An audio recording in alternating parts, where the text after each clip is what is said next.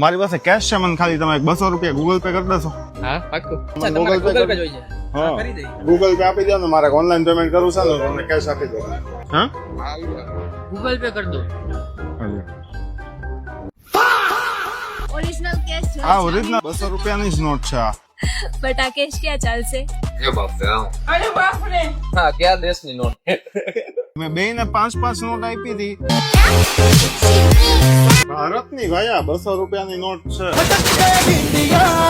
જો ઓરિજિનલ છે કે નહીં જો તો પેલા હું તમને કેશ આપી દઉં તો લઈ લ્યો.